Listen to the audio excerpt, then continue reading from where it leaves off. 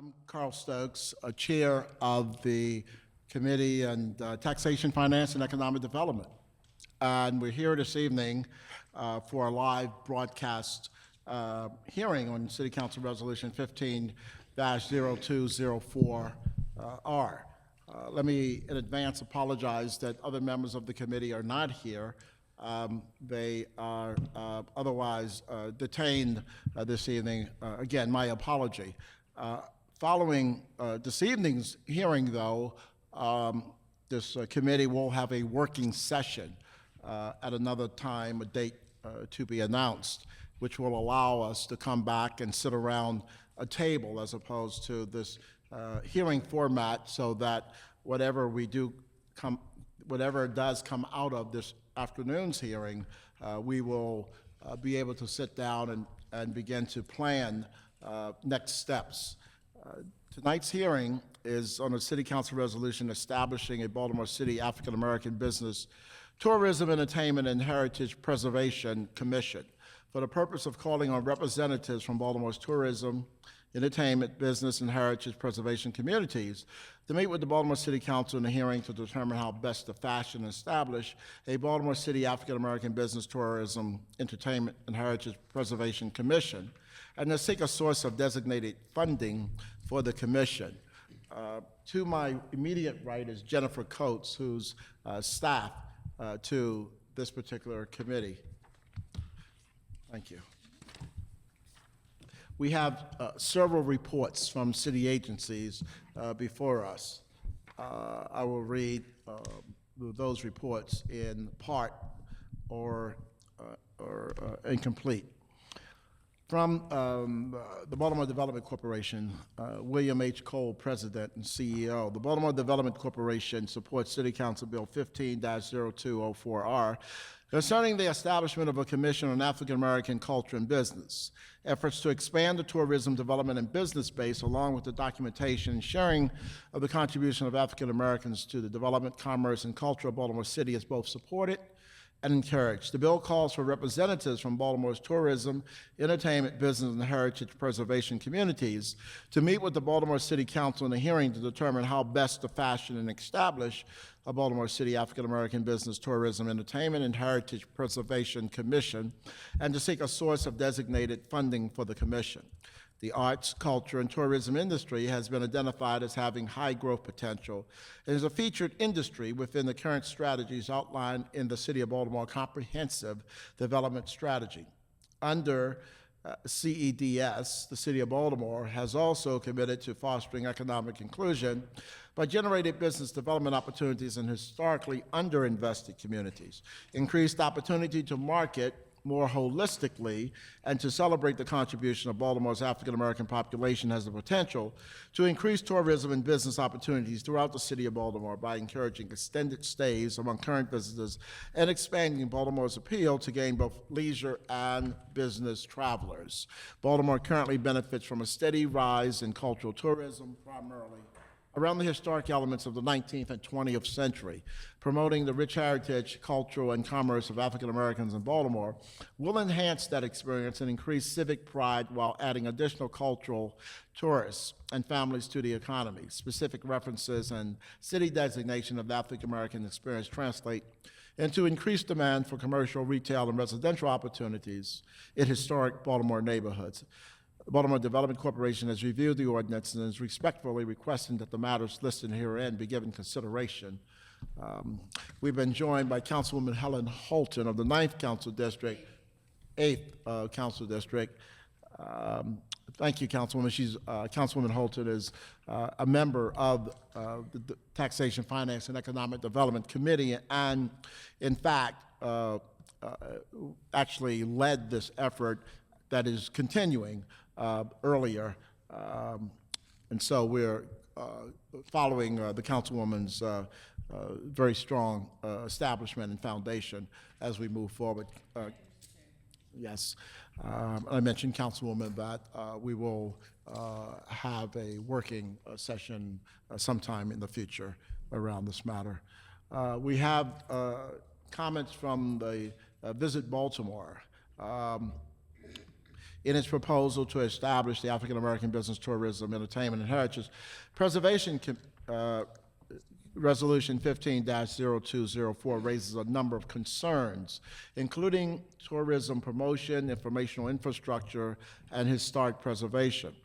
Visit Baltimore wholeheartedly agrees that Baltimore boasts a wealth of African American historical and cultural attractions, including museums, monuments, and historic sites. However, we would disagree with the resolution assertion that there are limited opportunities for Baltimore small business to engage in the city's $3 to $5 billion tourism industry, and furthermore caution against claims of disparity or bias in the city's historic tourism commemorations and celebrations.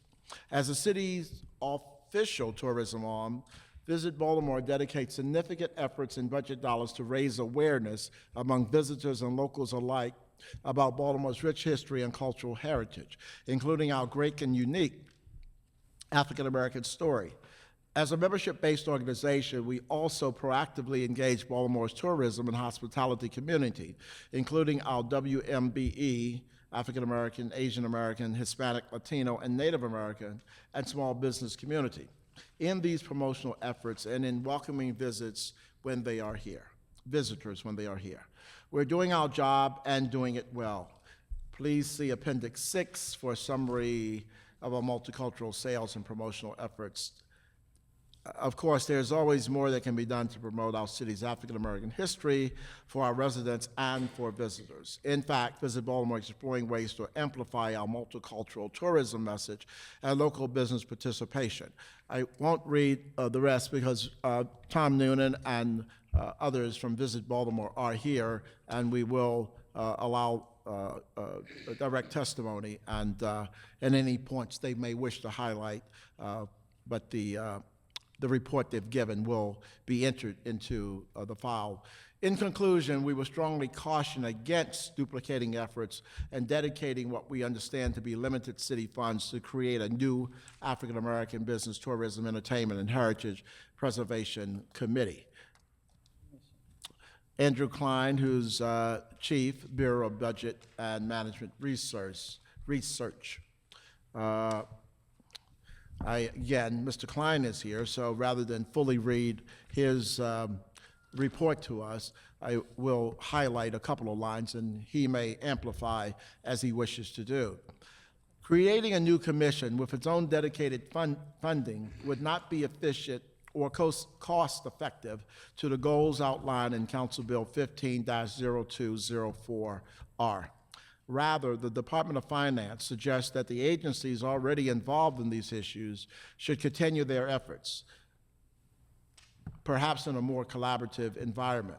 The council hearing suggested in this resolution would be an ideal time to identify current collaborative efforts and how these agencies may be able to foster a more concerted joint effort to support this important component of the city's history and culture.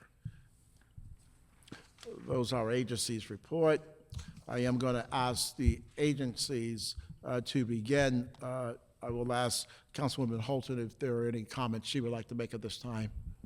No, Mr. Chairman, I'll reserve comments until after we hear from those who came to speak. Thank you. Mr. Klein, we are being televised, so would you use the podium, please, to give your comments? Thank you.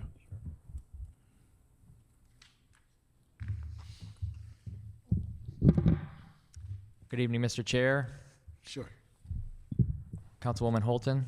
I'm Andrew Klein, the City Budget Director. You read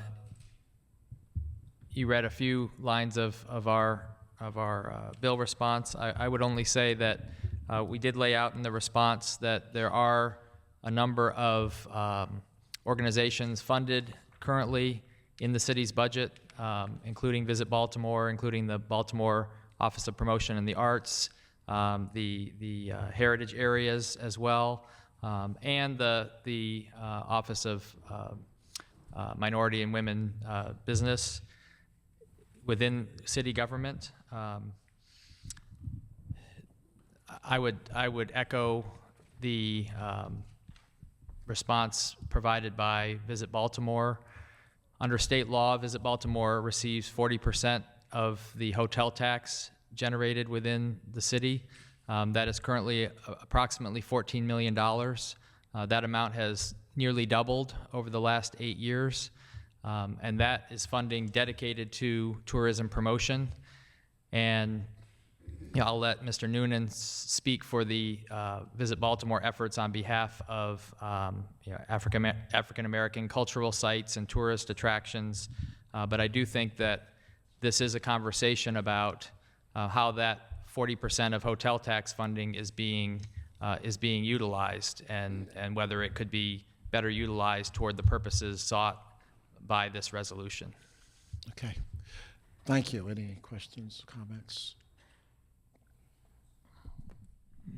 Mr. Klein, I would just ask, so when I look at all of the institutions listed in your third paragraph, it would be helpful to know of the dollars allocated, how many are being allocated to these individual efforts?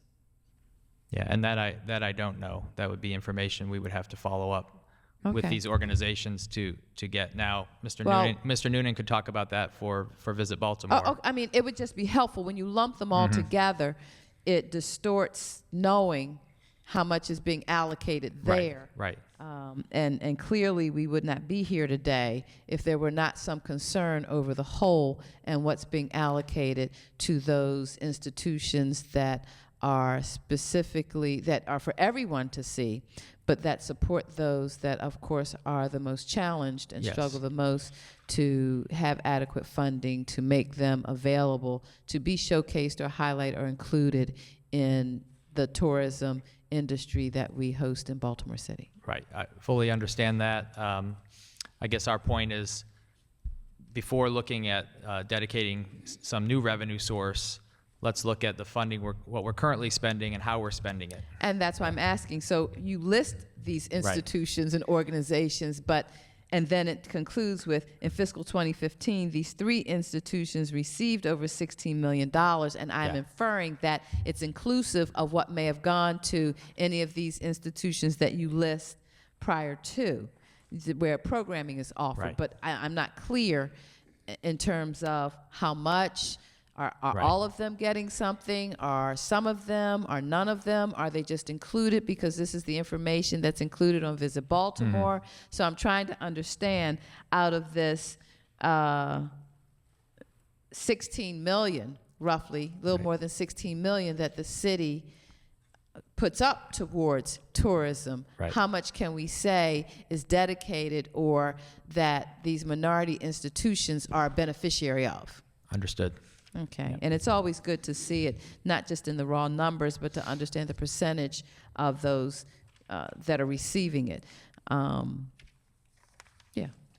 Yeah, it just makes for a better picture that we can all have understanding of. Thank Understood. you. Thank you.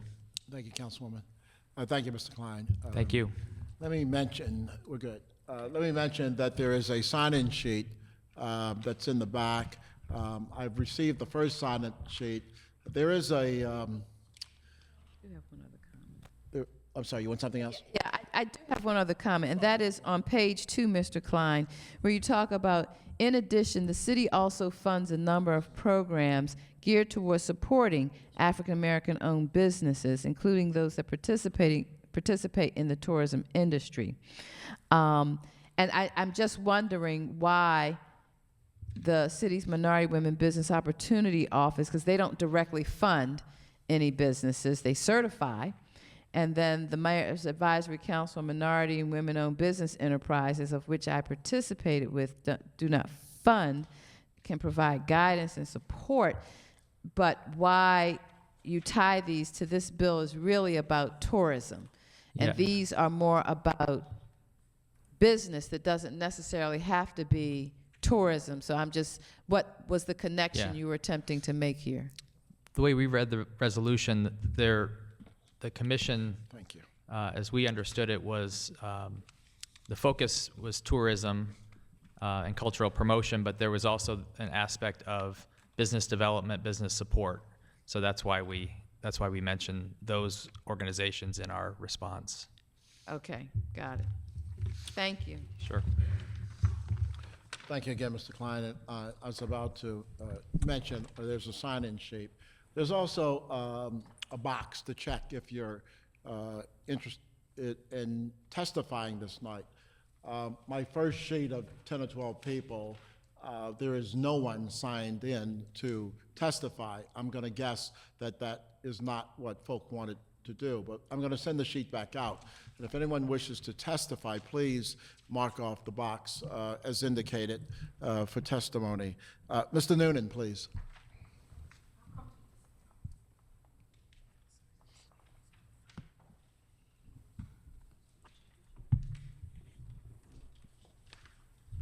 We're good.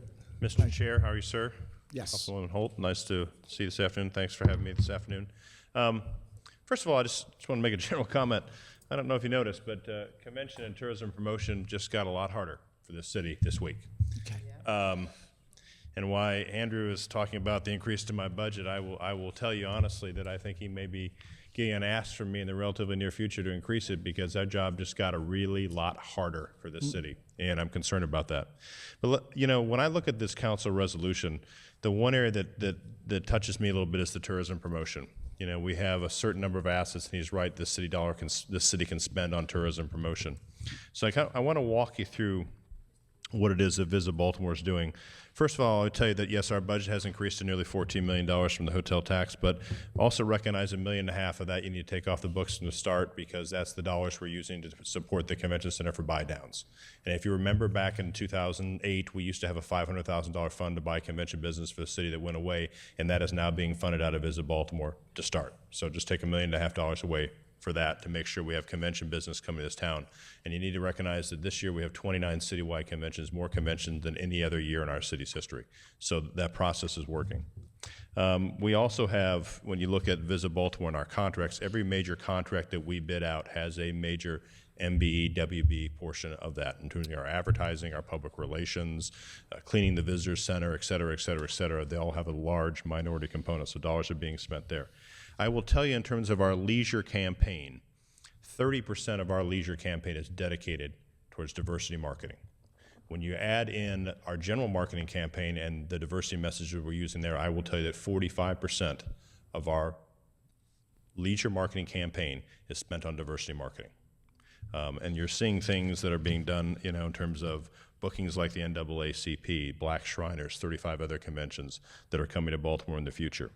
You're seeing things that are on our Baltimore.org website, the Baltimore Legends and Legacy Heritage Pass that we promote, that we're involved with, the Multicultural Tourism Guide, the Family Reunion Expo, City and State Commemorations, Black History Month, Legends Legacy History Bus Tours.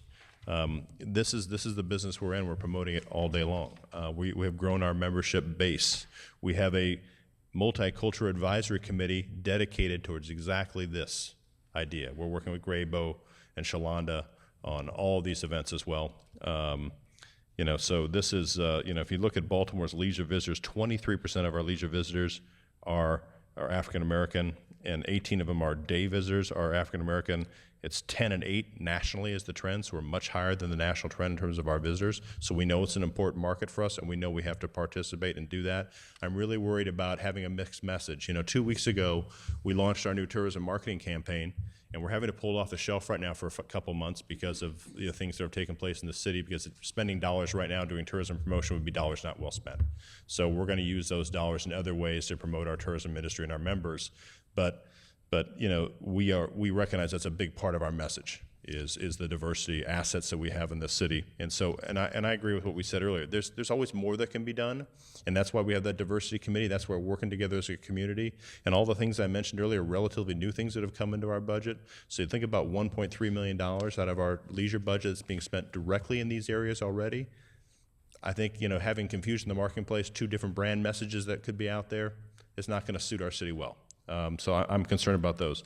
Is there an opportunity for informational infrastructure? Perhaps. Signage markets? Perhaps. Historical preservation? For sure.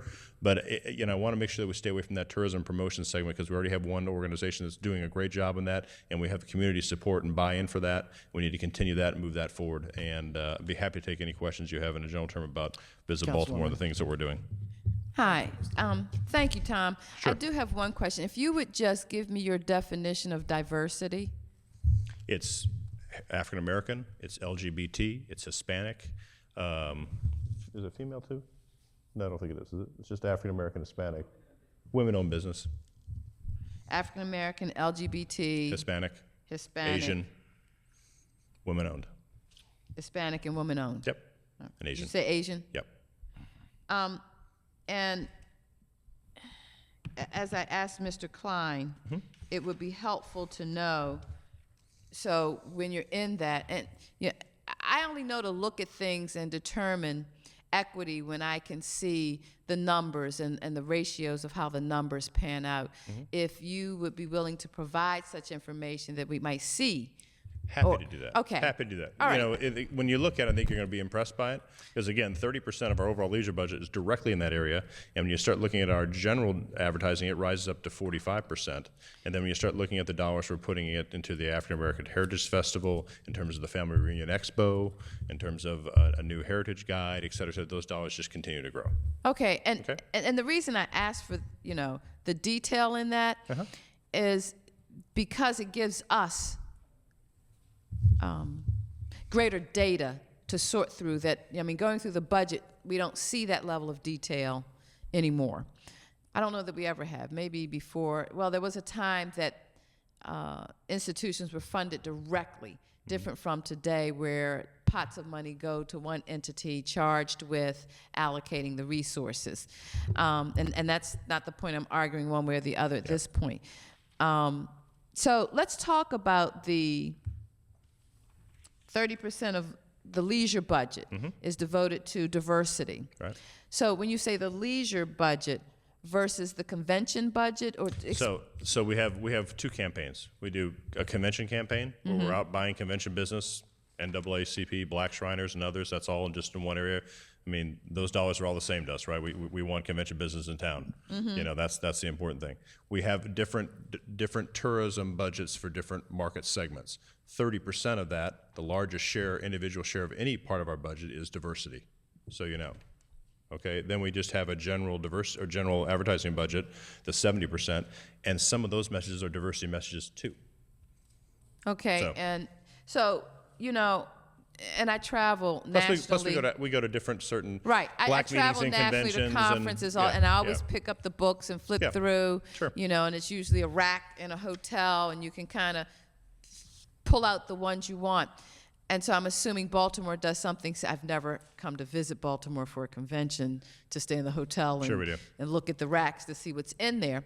And I guess my question is, so in the visitor's guide, what does it cost for, say, the Great Blacks in Wax, to put an ad in there to say, oh, come visit the Great Blacks in Wax? Or is this something that is paid for by Visit Baltimore? So you know, if you're a member, you're listed for free, right? Now, if you want to run a larger ad, we have a firm that's involved with selling ads in all of our platforms, in terms of the websites, in terms of visitors guide, in terms of meeting planners guides. Bond, what are their current rates? Remember? Okay, you're going to need to come and talk into a mic because this is being, this is live. So Yep. we want our listening audience to be able to hear. Sure. The range for... Speak right into the This is microphone. Bond Whitehair. Just envision you're a rock star. This is Bond Whiting, our Vice President of Membership, Bond. Yes, thank you. Bond Whiting, Vice President of Membership, Visit Baltimore. We have a third party that sells ads for us, Today Media Custom. A quarter-page ad can cost you $1,350. A half-page ad is $2,350, and a full-page ad is $5,300. And that's for a year? That's for a 6-month run. We put 6 months. two visitor guides two out here. visitors. 2 visitor guides. But then we also have a multicultural guide, totally separate. Okay, and what are the ad rates in the multicultural guide? That I'm not familiar with. Okay, and the reason I'm asking, and it's the reason why I fight so much for opportunities for minority businesses, is because in more instances they're not as fiscally able to spend that level of, towards advertising dollars when they're trying to keep institutions open, keep the lights on, the heat, or what have you. And so is there a separate fee structure? Is there something that is scaled towards revenue levels, gross revenue levels of institutions that would determine what their advertising fees may be? And I understand dollars are tight all over. But I think one of the reasons that we have a MWBE program was out of the reality that these are businesses that are not as leveraged, that have not had the advantages of majority businesses to be able to do such things. And so to say maybe we need our own commission that allows us the opportunity to advertise at rates that are more affordable given our budgets. I don't know. I don't have any answers. I'm just talking off the top of my head and looking at how can we find a way to be inclusive of those that are not as, I don't want to say financially sound, but don't have the level of resources that others that are far more established may have. By the way, the diversity publication we just handed you, that's our multicultural guide. It is free to advertise in. And if you think about a $650 membership. Okay, so advertising in this guide is free. Free. Okay. So that one is absolutely free. Now, for $650 a year, you become a member of Visit Baltimore. You can go to all of our membership events that we have, networking events. You're in both visitors' guides. You're in the meeting planners' guide. We represent you in the visitor center. I mean, if I had a small business and it was tourism related, I think the first $650 I'd spend more for I am myself certainly would be at Visit Baltimore. entrepreneurial and participate and Yep. pay dues to things. Yep. And I'm always very particular about making sure they're tax deductible. Yep. And membership dues as a business are tax deductible. I think one of the things that I'm most proud of Visit Baltimore this year is that we launched a new education foundation. I don't know if you're aware of that. No. Yeah. So this year we launched the Baltimore Education Foundation, and that is dedicated. Now, for the first 3 years, we're capped at raising $50,000, and and we're doing that. So in the first year, but those dollars are dedicated to inner city kids to get educations in hospitality and tourism. That's it. Inner Is city this children. part of my former colleague, Councilman Harris? No, this is an initiative under Visit Baltimore. Okay. We started an education foundation because we recognized when we looked out in the community that we had all these jobs, including the casino and new hotels coming in town. We figured we had around 3,000 new tourism jobs that were heading into the marketplace, and we didn't have enough talented, trained staff to fill those jobs. And these are scholarships? And they're scholarships, absolutely. And the scholarship launch was when, Allison? Yep, through May 15th. And those are good for Baltimore City kids that can go to Morgan, they can go to Towson, they can go to BCCC, anybody that has a hospitality tourism program, and they can apply for those scholarships. We think because it's the first year, we'll probably end up doing 5 of those in the first year. That's not our long-term goal. Our long-term goal is to be much higher than that, much more than that. After we get through, because we had to do the IRS short form, so we get launched, it caps us at $50,000. Our goal is to start doing a golf tournament and other things like that to raise even more dollars. I'd love to be seeing us at some point doing 30 to 50 scholarships a year. Wouldn't that be fantastic? So it's And what a 5 great- in this first year? 5 in this first year. But our goal about that is taking care of our community. It's a great give back to our community as well. We know there's a need in the community, and we want to make sure that those kids have a chance. And does any portion of that $650 dues go towards the scholarship, or that's a different ask? No, what we've done is Visit Baltimore took $15,000 of seed money to start the foundation. I don't know if you know this, but we're taking the visitor center. We're going to remodel the inside of the visitor center, and that facility will be able to be used for special events. When somebody rents that facility, that rental fee will go towards the foundation. It's not going back to Visit Baltimore. We're making sure that's dedicated towards the Education Foundation. We're doing things like next week. Unfortunately, next week is Tourism Week for nationally. I'm sorry, nationally next week is Tourism Week, and we're doing something we're calling Casual for a Cause. And Casual for a Cause is you can wear a button, and we have a lot of local businesses, a lot of corporate headquarters, as well as people working in the tourism industry. They buy this button for $10, and they can wear jeans and be casual all week, and that's why it's Casual for a Cause. All those dollars are going towards the Education Foundation. So we're creating programs and things to help fund the foundation that we can create these scholarships on an annual basis. We're really proud of it.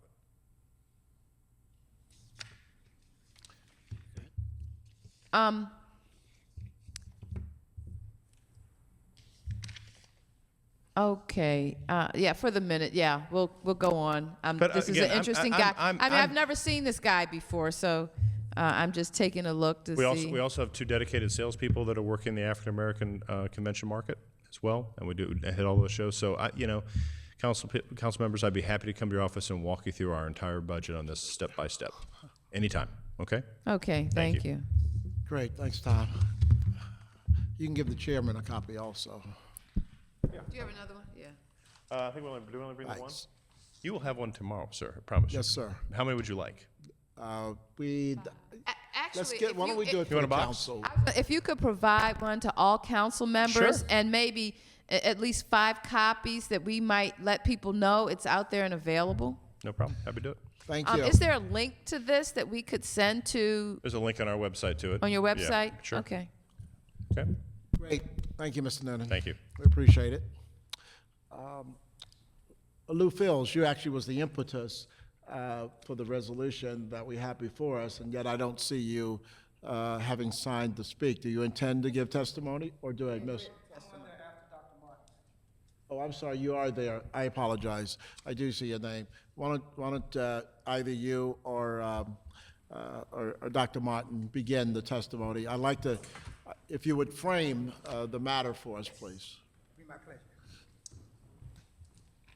Hello, everyone. I'm Louis Fields, and I am the president of the Baltimore African American Tourism Council of Maryland. We are a 501c3 nonprofit organization started in Baltimore in 1996. And we began with myself and the late Stephen Pace. Our mission is to research, document, promote, protect African American history, achievements, and contributions of African Americans in the state of Maryland and the city of Baltimore, and to use that product to help stimulate tourism. And over the years, I've enjoyed working with Visit Baltimore and the Baltimore Area Convention and Visit Association before then. My remarks today in relation to the bill, of course, I support the bill. And it was not a loose idea to come up with this idea to have this particular commission. It really mirrors the state of Maryland's commission. The state of Maryland for the last 20 years has held a Maryland Commission on African American History and Culture, and they deal with tourism and heritage preservation on a statewide basis with representation from each part of the state. So Baltimore City, Baltimore County, Eastern Shore, Western Maryland, all are represented on this Maryland Commission, and they host monthly meetings. At those meetings, the commission brings in information from the state level, and then they allow the residents of the areas they represent to come and do a promotion or a presentation, if you will, on what's going on in their county. And when I looked at that, and looking back at Baltimore, although I respect Mr. Klein's opinion, and surely I respect Visit Baltimore, because they are our official tourism marketing agency. And if I were to say what kind of grade would I give them, I would give them improving. From the time I got started in 1996, they have definitely improved. What we seek to do with the commission is to fill in the gaps where, because of, as they mentioned, limited resources, lack of knowledge of specified detailed information, we believe the commission can be supportive of their branding and marketing of Baltimore, working in collaboration, if they will. We would be able to help support their efforts at the ground level. In terms of their promotions at the higher levels, then we as a commission, we would be able to say, well, this is where they're going and what direction they're working in. And we could work in cahoots with that. So it's not that we're doing something to compete with them. We're actually doing something to complement them, because as you heard both persons state, there is room for improvement. But often when you look at our industry, the African-American industry of business, of tourism, of heritage, of entertainment, we sort of specialize in it, not part-time, not 30%, but people like Dr. Joanne Martin and others you hear from, we're giving 200%. So in our mind's eye, with respect to them, we are the experts, because every day, Dr. Martin gets up, Rena Players gets up, UB Blake gets up, and they don't use 30% of their resources. They use every ounce effort that they have. So we would ask that you would consider the facts that I'm going to present to you now. And again, I'm not here to attack Visit Baltimore, but maybe some parts of my presentation may not be overall favorable to them, but I'm not here to attack them. I'm here to ask them to help us help them. In terms of the word you use, Council Lady Houghton, and thank you very much, Chairman, for having us here. The word you chose was inclusionary. And that's the case why we're here today. Inclusionary versus exclusionary. So, let me begin with what I have seen in my 20-some years working. Okay, you need to, every time you back, go away yeah. from the mic, It means people listening at home can't hear you. Good. I will repeat it. In my 20 years working in the industry, these are some of the things I have looked at. As I mentioned, the Baltimore African American Tourism Bring the Council has mic been, down a little bit. Oh, go ahead, I'm sorry. we have been involved over the last 20 years, not just in tourism, but even in business, in entertainment, in heritage preservation. Some of our projects under preservation include the Leon Day Park, the Royal Theater Monument on Pennsylvania Avenue, the Frederick Douglass Historic Trail Tour in Marcus and Fells Point, establishing Harriet Tubman Day in the state of Maryland in the year 2000, helping to establish Buffalo Soldier Day, as well as starting and founding the Greater Baltimore Black Chamber of Commerce. And we have worked very hard to help open and reopen the Dr. Lydia Carroll Jackson Civil Rights House and Museum that will be opened up later this year. Although Baltimore is home to over 20,000 black business and professionals, we lag far behind in terms of gross revenue and face continuing hurdles in doing business in Baltimore. Although some black business owners have higher degrees of success, many owners have stated it's difficult for them to obtain access to tourism, to business contracts and opportunities, and also under the MBE-WEB procurement program. Even in private industry, competent and qualified black businesses are not so visible in Baltimore's Inner Harbor, not so visible in the Horse Show Casino, and are rarely provided meaningful, lasting, continuing opportunities within the city's booming tourism industry.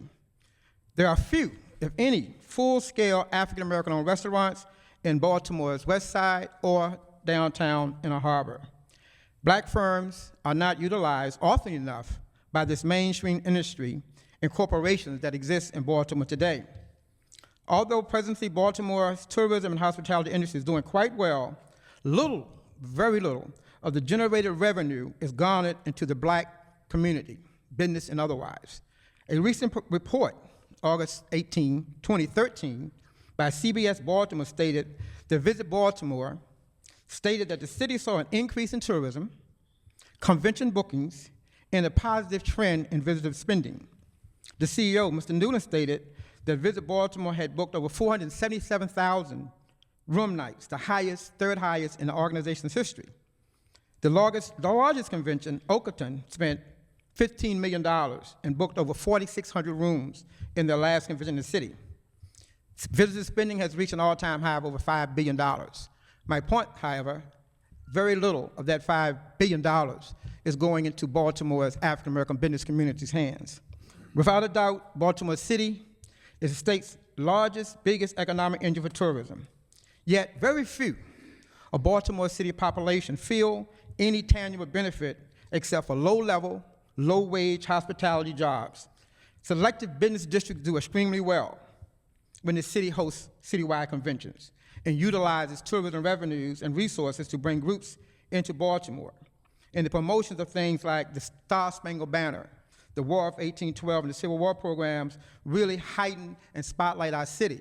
However, few of those attendees come into the African-American community beyond the Inner Harbor, and that's where we have our issues. Marketing to these groups helps our Inner Harbor, generates millions of dollars of tax revenue for the city, impacts the downtown retailers and restaurants in these communities in the Inner Harbor. Again, very little of that money comes into our business community, even though we are 63% black population in the city. So my point today is the commission would seek to fill that gap, to close that inclusionary versus exclusionary stance that we're facing right now. Even worse, in the November 2014 budget, the mayor's budget, out of the $28 million of city subsidies that went to city nonprofit organizations, almost $28 million, not including the $14 million the city gives Visit Baltimore.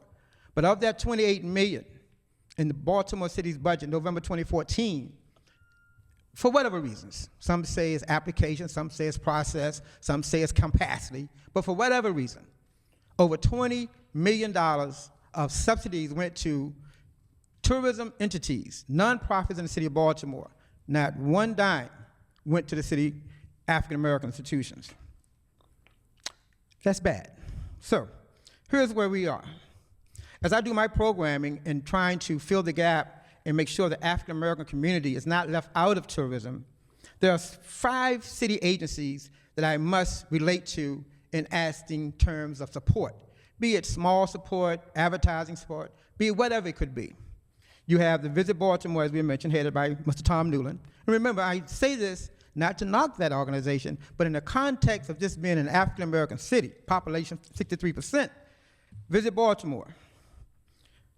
Baltimore Office of Promotion of Arts, Baltimore City Heritage Area, Baltimore Department of Community and Housing Development, and the Baltimore Development are the nonprofit quasi-city agencies that we in tourism have to relate to. Very difficult to ask them to share their budgets with us. So we have to have a way to create another source of funding that does not have to ask Visit Baltimore every time someone like myself wants to do a program, can you support us?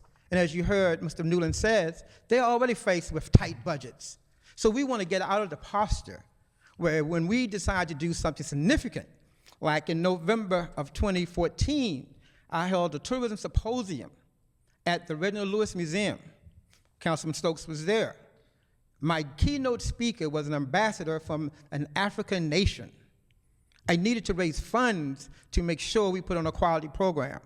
But I'm always having to go to Visit Baltimore, and of course, they have to look at their budget. Well, Mr. Fields, we would like to do more, and that kind of thing. So it's been very difficult, a lot of pressure. I could really go on and on in terms of my 20 years working in this industry, not just tourism, but business, entertainment, and heritage preservation, but I would need a lot more time. So I'm going to try to be brief and save some time for the next guest. October 15, 2014, Baltimore City Paper, page 27, titled, Separate but Equal. The quotation, you have this in your handout. Baltimore is a predominantly black city, but white people run most of the arts institutions. Baltimore Sun editorial, October 15, 2014. Baltimore's unappreciated cultural treasure. For more than 3 decades, the National Great Blacks and Whites Museum has been one of the city's most underappreciated cultural gems of Baltimore. Over 150,000 visitors a year from all over the world. However, they are struggling to get the support of our city to finish their capital project and make that museum look like any place along Pratt Street. Museum Director Joanne Martin states, takes all her time helping people understand that her and her husband wanted to have this institution in a fragile East Baltimore neighborhood so that the young people in that neighborhood would at least see one bright light. October 28, 2014, article by Jay Brody, the former director of Baltimore Development Corporation, I believe. It's time for East Baltimore to get impatient about improvements. The most accurate description of what one sees in East Baltimore in every direction is an urban desert, his words. There are row houses without roofs, some with missing or crumbling walls. Weeds grow out of the many now empty lots where houses have been demolished. The largest structure in the area, the former Gopher Ashley Apartments building, formerly Eastern High School at Broadway and North, is a furlong derelict with hardly an unbroken window. What can be done to make the rest of this urban desert bloom? There is no substitute for a creative physical plan, but it must have an inclusive process, one that welcomes and values ideas from residents, businesses, institutions, nonprofit organizations. This is the place, the commission would be the place where those residents could give their input freely without feeling, kind of odd when you have to go to downtown to the big boys and all that kind of thing. We need this commission. Now again, I've been doing this for 20 years, so I pay attention to what happens in my industry. These are the last 2 issues that I have of Black Media and Tourism, the nation's top tourism magazine for conventions, travel, hospitality industry. It's been over 2 years since we have had a presence of any meaningful in this publication. And one of the issues that the commission could help us is when the articles are written about Baltimore, we would have an opportunity, as I go to the issue December 14, page 26, it does have this much editorial information, no advertising, but at least editorially, they speak about Baltimore. And here's what they speak about. And again, this is why we need the commission. Trendy in the harbor, 1.2 million square feet Baltimore Convention Center, Baltimore Arena, first-class hotels, waterfront seafood restaurant. And it does mention the great blacks and whites and our black museums. But editorially, with inclusion and ability to have input, we would be able to help write a better script for the African American institutions in our city. Again, if you go to their publication, which is Visit Baltimore, I spent a lot of time looking at this particular publication. And I should go to page 2. Page 2, under Visit Baltimore, I'll give these to you as well. They list their tourism partners and their corporate partners and their strategic partners. And although I've been a partner with them over 20 years, I'm never listed in any of these places. In fact, no African American is listed here. And this is our city's top publication. Moving on from there, we go to page 6. And it says, welcome to Baltimore. Very pretty. Picture of Mr. Newland, picture of our mayor. And it talks about Horseshoe Casino, Oriole Park, Maryland Zoo, former Mercantile Deposit and Trust Bank, Chesapeake Shakespeare Company, Baltimore Museum of Art, Walter's Art, Mount Vernon, National Aquarium, Washington Monument. Not one mention of an African American anything in our city. And then it gets even deeper in what's being excluded as opposed to being included, regardless of their membership, which I think the membership should be about $250 for African American businesses facing the hardships Councilman Holden pointed out.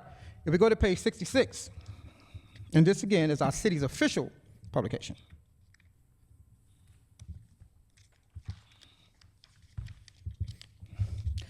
You have where to eat. And although they have a right to say they are a membership organization, where to eat, 198 listings of places to eat. 2 are African Americans. That's not reflective of our city. Regardless of their membership, who's a member or not, that's just not representative. Almost 200 eateries, 2 African Americans.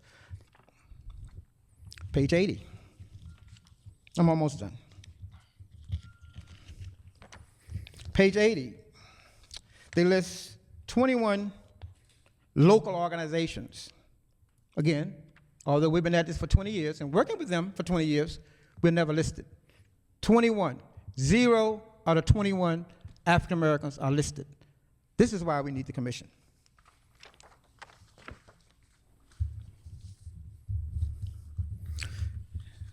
And I'm going to wrap up with these things here. And for the record, I've sent about 50 emails to the mayor about these things since she's been mayor the last 4 years. And I've gotten maybe 1 response. When you look at the 6-year capital program for the city of Baltimore, this is what the citizens voted on in the bond bills of 2014. You have listings of who were to receive funding. BSO, $150,000. USS Constellation, $750,000. Micah, $100,000. Maryland Zoo, $200,000. Center Stage, $200,000. Chesapeake Shakespeare hasn't been there a year. They got $200,000. National Aquarium, almost $1 million. Maryland Zoo, another $200,000. American Visionary Art Museum, $50,000. B&O, $200,000. And so you have this in your handout, and it's just a list of these institutions.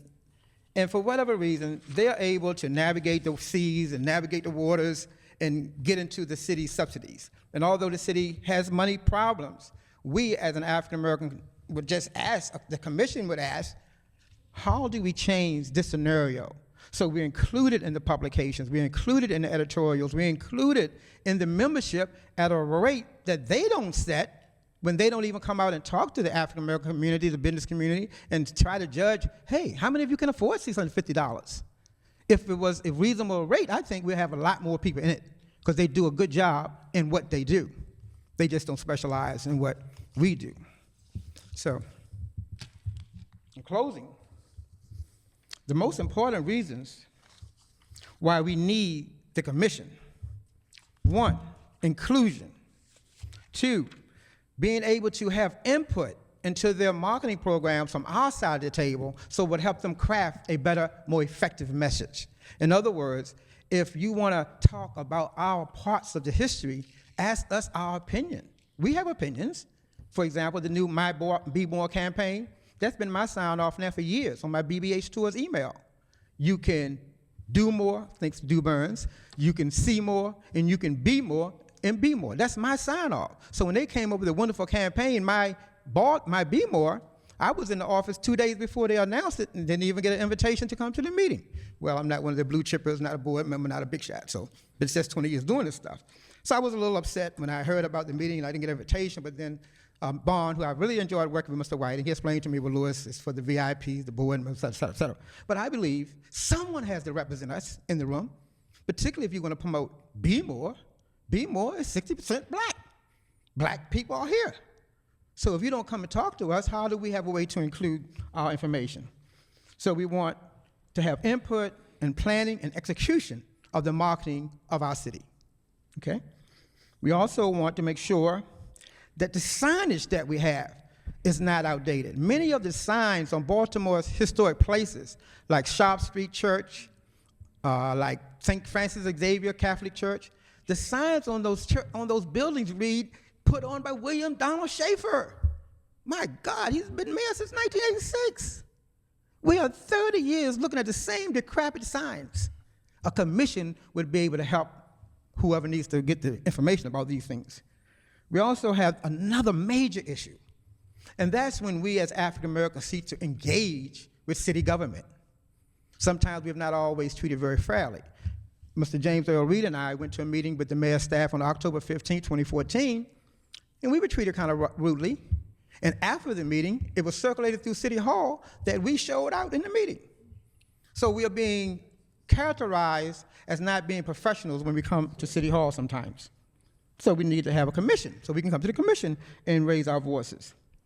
So we also would like to talk about employment, making sure African Americans, as Mr. Newland pointed out, are getting education and getting training and getting into the higher levels of positions in Baltimore hospitality industry. And entrepreneurship. Let's get more people involved. The more, the better. The more talent we have. Let's get some of those youth out of Baltimore street corners, get them involved in business, tourism, entertainment, and heritage preservation. And so overall, our goal here tonight is not to ask or to try to be the new Visit Baltimore. We are here to be a better Baltimore. And if you want to know what's going on with African Americans in this city, you have to talk to them. You have to relate to them. You have to know where Art Social Club is before last night. You have to know how to get up North Avenue. You have to meet these people and talk to them and say, what can we do to help your business become a part of the tourism industry? And what can we do to navigate these waters that we don't have $14 million? And one of the things I would say lastly, when we are asked to compete against the National Aquarium, the Walters Art Gallery, the Baltimore Museum of Art, they have $10, $20 million budgets. How can we compete against that and put our application to be judged by a panel who's going to look at their applications and ours at the same time? It's almost, we never win. So again, I don't want to take up all the time, but it's very important that Visit Baltimore and Mr. Klein reassess their statements and look at the commission as the Maryland Office of Tourism and the state governor's office looks at the Maryland Commission as a supporting supplemental entity to handle on a 100% basis what they want to handle on a 30% or a part-time basis. Thank you very much for your time. I'll take any questions. Thank you, Mr. Fields. Do you have anything? We appreciate your advocacy very much for several years, and we appreciate you bringing this issue again before the council body. We will take what you've said to us, and again, as I said, we will have a working session at a date to be announced. But I do want to hear from the others who have come this evening to speak to us. One last thing. I did write the book, because sometimes they say we have no way of teaching our children our history. So I wrote the book, Maryland Black Facts. So we have the history now. Okay. Thank you very much. I don't see Dr. Martin. Dr. Joanne Martin.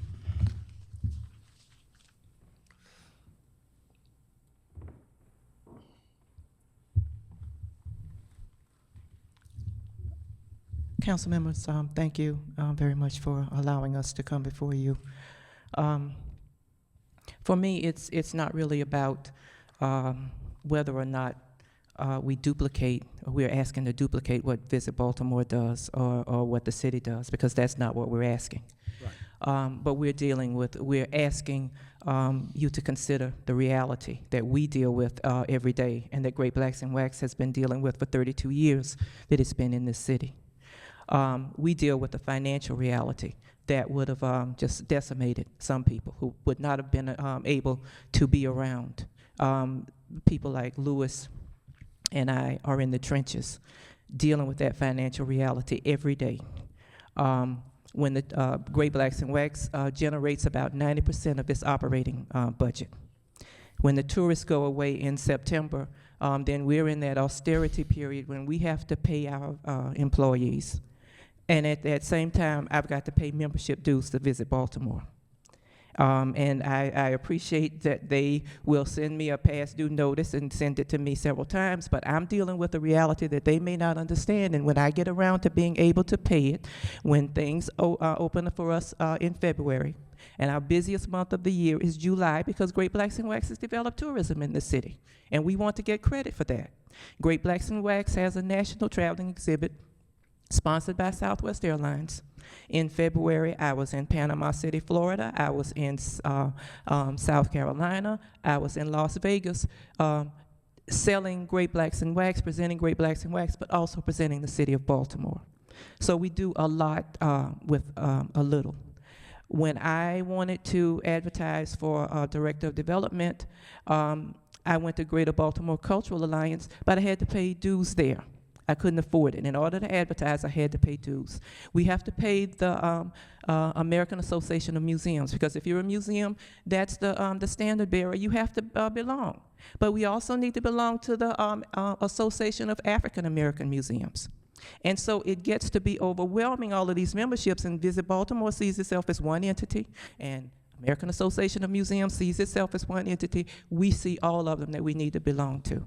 What we're asking in this commission is to be able to bring African American organizations together that can't afford to Visit Baltimore, to be able to bring those organizations together so that we can support and strengthen one another. And it's about capacity building. When we're going up against in the Heritage Authority for a grant, I don't know how many times we've applied, but we very seldom get a grant. And when we do, it's much less than what we've asked for, because for them, it's a matter of capacity building. And as Lewis said, how are we going to compete with the big guys? If our application is being weighed against theirs with big boards and big budgets and big infrastructure, and we're at survival mode, then how do we compete? And so we get just set aside because we cannot compete with those. With the commission, we're saying that a business like used to be Darker Than Blue, that there's a number of events at Great Blacks in Wax, and the organization that they have formed, that we can come together.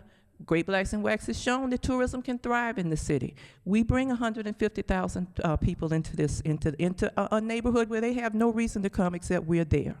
So if they're there and we can support businesses, build businesses, which is what we're trying to do, then coming together, we can strengthen one another, and that's what the commission would do. Allow us to apply for grants as a group, and therefore a strengthened, unified group where they could look at capacity building, and that we can fit that bill because we do have a structure in place.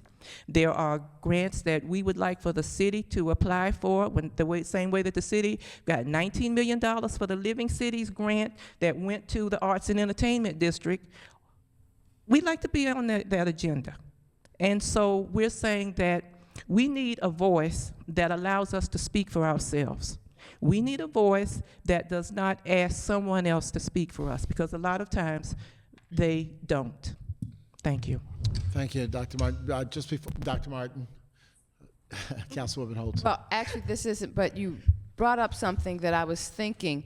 Had the Tourism Council, the Baltimore African American Tourism Council thought about banding together as an entity to become a member of Visit Baltimore, and I don't know how that would work with Visit Baltimore. But the other thing that comes to mind, I see Carl here from BDC. I don't know the involvement you all may have had with the city's effort for grants for tourist venues of some sort, but looking at how can the city assist maybe in the grant writing end, maybe it would be incumbent upon the Baltimore African American Tourism Council to identify those grants that might be applicable and look to get some support in the grant writing phase, and maybe have Baltimore Community Foundation or some fiscal agent that could be the recipient of the funds, because I know all these things get really complicated, and I don't have all the things, but Carl, maybe that's something BDC could take on, because these are businesses in the city of Baltimore, and how they might somehow come up under an umbrella of sorts, and maybe it would be under the umbrella of the Baltimore African American Tourism Council. I will say this, what I know of most recent years is that many of the commissions that have come on board are not funded.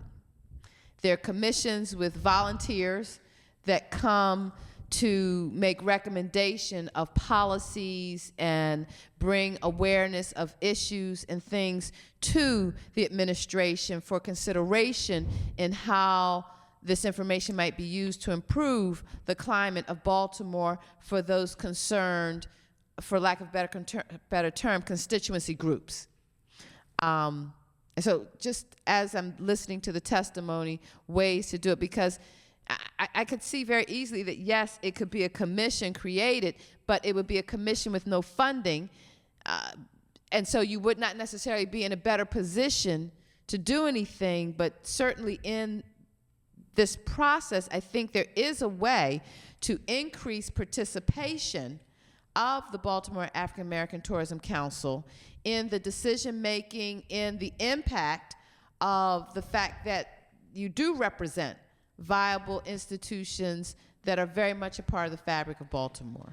And that's really the way that I've seen this commission. It would be nice if we had funding, but they don't fund any commissions of late. Right, I I understand that.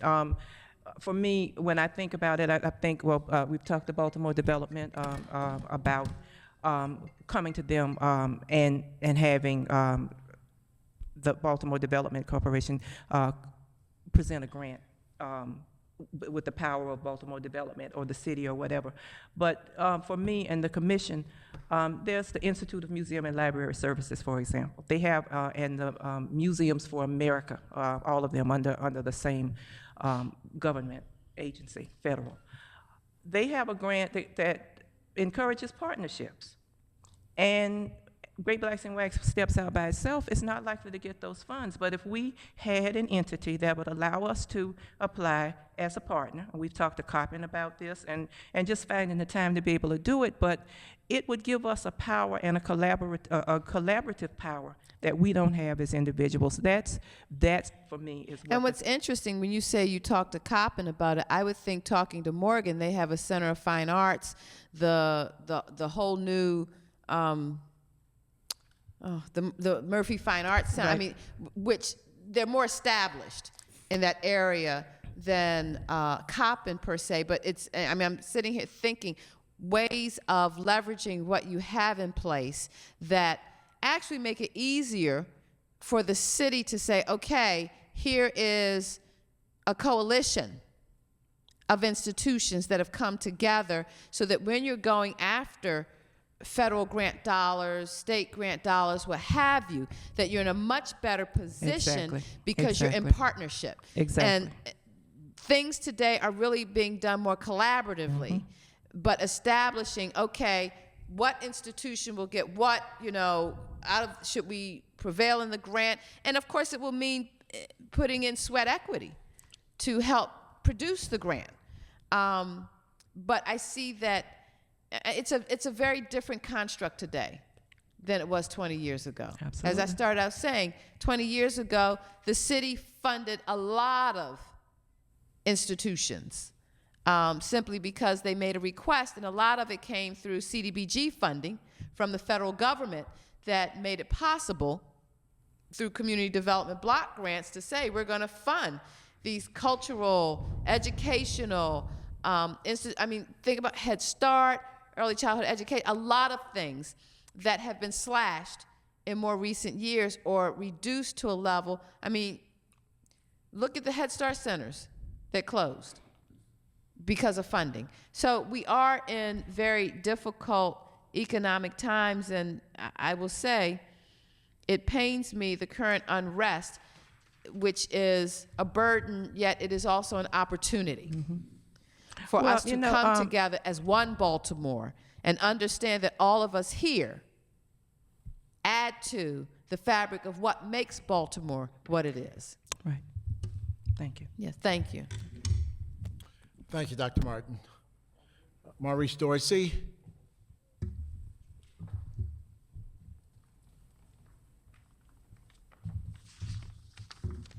Good evening. This If is you don't mind, we decided to come together. a tag team. I came in after Okay, Mr. you Dorsey. need to talk directly into the microphone. I'm Roz Johnson. I came in after Mr. Dorsey. We decided to come up together, if that's all right. Okay. That's great. I was going to say, just so you know, whichever one of you is speaking must stand right in front of the microphone at the time that you're speaking. Thank you. Okay, I'm going to try to be brief. I was glad to hear about this hearing, so thank you for letting me speak. Again, my name is Roz Johnson, and I'm in favor of this commission, and I thought I'd come here to give you my personal experience on why I'm in favor of this. My grandfather was a former city council person, African American, a business leader in the community. His name was Henry G. Parks, Jr. I have been working for 6 years to preserve his history as a prominent African American member of the community here in Baltimore and in the state of Maryland. And for 6 years, I've been doing this pretty much as a solo mission. However, Mr. Dorsey has been gracious enough to write the only book that has been written about Henry G. Parks, Jr.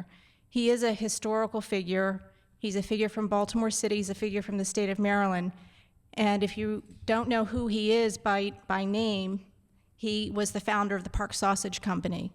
And that was a famous company at one time because of its famous commercial.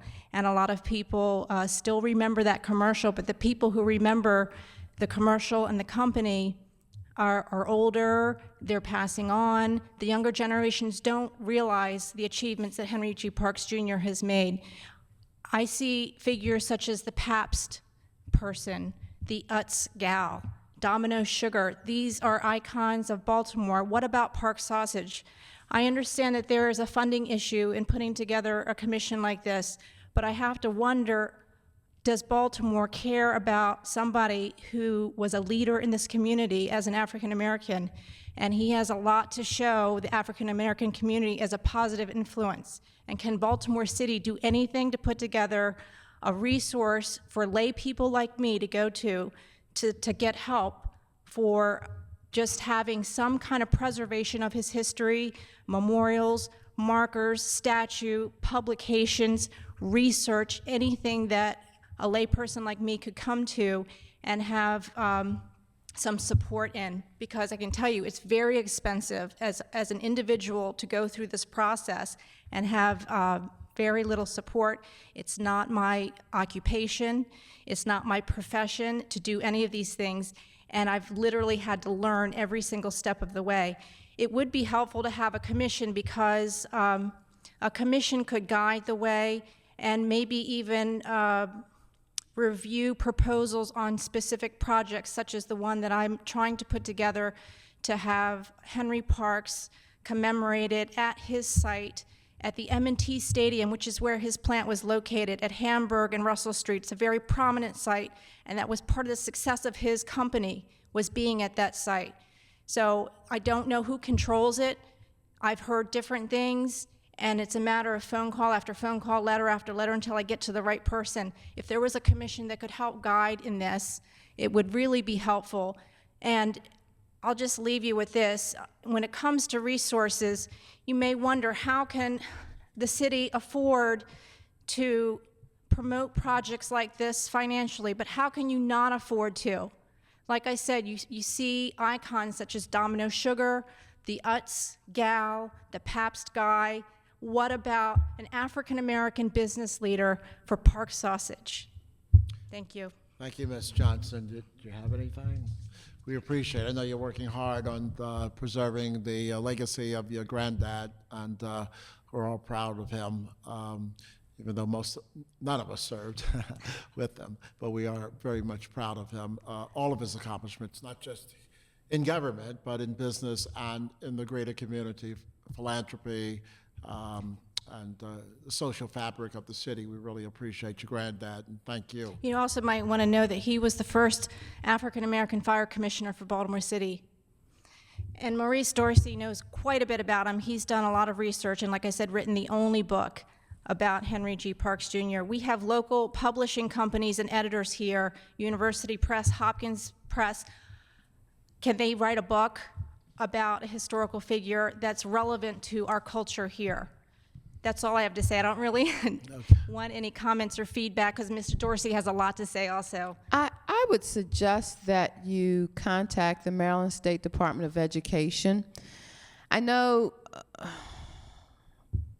a decade ago or so, they actually did a book on notable Marylanders. And it was used as part of education curriculum in the school system. They kind of took it apart in pieces. They didn't do the whole book, but it was a work done by Maryland State Department of Education. And that's a wonderful Yeah. suggestion. I would have to ask, how was Henry G. Parks omitted from something like that? He's omitted from so many publications. Well, this may have been, I mean, as I said, it was 10 or 20 years ago. It may have been, I'm not quite sure. I think it may have been focused on women. I'm not sure what it was, but yeah. Right. So my suggestion is I would contact them. You know, is there something that they do that would commemorate or document historical contributions of Marylanders? And another place would be the Reginald Lewis Museum. I've contacted them. Maybe an exhibit on your father. I have contacted them. Okay. Over about a 4-year time span, I have kept following up.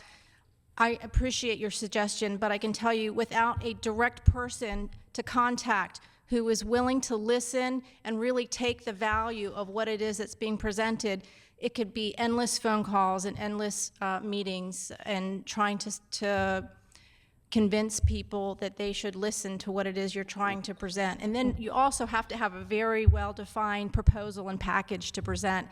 And maybe that's where taking along Mr. Dorsey with you, and maybe it is beginning with writing the proposal to get it done. And I'm being very serious, writing the proposal to get it done. And I do know that the Reginald Lewis Museum has gone through several changes in leadership, which I think they do have stable leadership now. And I mean, me personally, I always start at the top and let someone, persistence. Mm-hmm. Persistence at the end of the day at least gets you an opportunity to say what you have. And the reason I bring that up is because that museum was built absolutely to showcase native African-American Marylanders. And so, I mean, if there's any place in Baltimore City in the state of Maryland where they should want to hear and maybe help to create an exhibit at some point around, and I don't know all the ins and outs of how they do that. And again, I know I'm putting you in the direction of another struggling institution, but nonetheless, it comes back to collaboration and connections and how we connect. Yes, and that is the challenge, is the ins and outs of it. Mm-hmm. And as Dr. Martin talked about her museum, The problem that the Reginald Lewis Museum has posed to me is that they don't have money or staff support dedicated to these types of projects, that I literally would have to get it all together myself and present it to them. And not only that, I would have to gift everything over, all of the work, all of the archives, all of the information gifted over. So I'm just gonna I'm not necessarily opposed to that, but I don't know I'm how gonna say before you do that, you want to ensure, and this is where you rely on family somewhat because you have artifacts, and that is, you know, working with a financial advisor or something so that you value it and you don't gift it to them, you put it on long-term loan. Yes, I mean, exactly. so yeah. So the suggestion to give my artifacts to a museum without knowing how it's going to be handled, this would take legal expertise, and I'm a layperson. So this is why I'm saying a commission would truly be helpful as a safeguard and maybe even an entree into venues such as the Reginald Lewis Museum. I'm just going to say this. Even if the city said we're going to create this commission, the likelihood of them putting funding into the commission doesn't. But she just said if there were a commission, then, okay. Stop, Okay. you're out of order. Well, You're out well, of order, you're out of But order. what I'm saying is that even to create a commission, I think that there's a way to have what you're asking to be done. And with Visit Baltimore here, with BDC here, and I'm glad that they are here to hear your concerns. And I'm not saying no to a commission, but I'm saying let's explore all the options and see which is most viable to get you moving forward sooner than later. Yes, thank you. Thank you. Thank you, Ms. Johnson. Let me mention as an aside, I didn't mention, I thought I mentioned to Mr. Dorsey on Saturday, I think, but I actually was with the director and board member, a board member of Reginald Lewis Museum just this past, I don't know, last week. And actually they said to me that they want to do an exhibit of Henry G. Parks Jr. I know they want to, but it's how to get it done is the problem that I'm facing, because they have literally told me I have to do everything. Okay. They would help with the setup of and the curation of it, but I would have to design it. I would have to give a presentation on what it would look like and what it would be about. I'd have to do all the research. I'd have to donate the artifacts. They told me I'd have to do all of those pieces. And this is a hobby for me. I have a full-time job and I'm a parent. So this is really... So let me offer this to you that, number one, it's got to be more than a hobby. It's a passion. Because when you say hobby, you immediately take people out of the realm of wanting to assist. Number two, with all the colleges we have, you've got University of Baltimore, School of Publication Design, you've got Micah, you've got Micah, you know, writing a proposal just as you're here, sharing us the contributions of your father and the fact that the Reginald Lewis Museum has said they would love to have an exhibit, and ask them exactly what is it that I need to do and have it written, and use that as part of your proposal that you market. I'm just going to say, in this day and age of technology and social media, there are ways to make it happen. Oh, create a GoFundMe account. Whatever resources may come in. I have one. Okay, I mean, I'm just suggesting things. So here's the thing, that when you put all that together and package it as your efforts to make this happen, you know, we're a college town, and there are colleges here. I mean, that if you put it together for a presentation, talk to Visit Baltimore. Maybe they have some resources or contacts of organizations or entities that may be willing to help without it necessary to give you advice and support to get it done. I don't know, but I'm just saying, if you're holding out to say, I'm hanging everything on this coming into being, still may not get you any closer to the realization of what you're looking to have happen. I appreciate all your feedback. Sounds like we have the beginnings of a commission here. Okay. Thank you. Good, thank you. Mr. Dorsey? Thank you, Mr. Chairman. I think almost everything has been said. My name is Maurice Dorsey. I'm the author of a book entitled Businessman First, Remembering Henry G. Do you have Parks. a little show and tell, or? I have complimentary copies of the books for the committee. I'm just saying, you're live on TV, and this will go up on YouTube after today, so later, if you don't mind, get a copy and show us the book. I'll certainly do that. I have them right here and have complimentary you. copies for you as well. And you may give us a website. We don't sell, but Okay, certainly you can let people know where they may be able to go. okay. Thank you. I also have a handout for each of you. But again, I'm the author of Businessman First, Remembering Henry G. Parks from 1916 to 1989, and it's capturing the life of a businessman who was African American. It is a biography. The book is dedicated to youth, which was something that Henry Parks always wanted for African American youth, especially, or any youth in the city and in the country, who wanted to go into business. He felt that African Americans had made a number of achievements in politics and education, in entertainment, law, sports, but in business we still had a long way to go, was one of his mottos. So one of the things that I would like to see happen as a result of the commission, and maybe you can provide some additional help for me as well, is to get this book in all of the Baltimore City Public Schools, of which Henry was an active partner with Baltimore City Public Schools when Alice Penderhughes was superintendent of schools. And I'd also like to get it in all of the Baltimore City Public Libraries. In addition to all of the things that Roz Johnson said in reference to her grandfather, I was a very close friend to Mr. Parks, and many of his items prior to his death he provided to me. Many of those I donated to the Peel Museum here in Baltimore, the Maryland Historical Society, and the City Life Museum. All of those items that were donated are documented very clearly, very effectively in the back of my book. It's in 3 appendices of all of the items that were donated to those museums. I also have a few additional items that I think would be very worthy of a museum exhibit that I used in my personal collection to write the book. So those will be available to donate. In addition to owning the Parks Sausage Company, Mr. Parks worked tremendously in this city to advance the causes for African Americans. He leveraged many assets from working on the board of directors of the W.R. Grace Corporation, Magnavox Corporation, Warner Lambert Corporation, to bring to this city to help advance causes such as the Arena Stage, Providence Hospital, and a number of Baltimore institutions.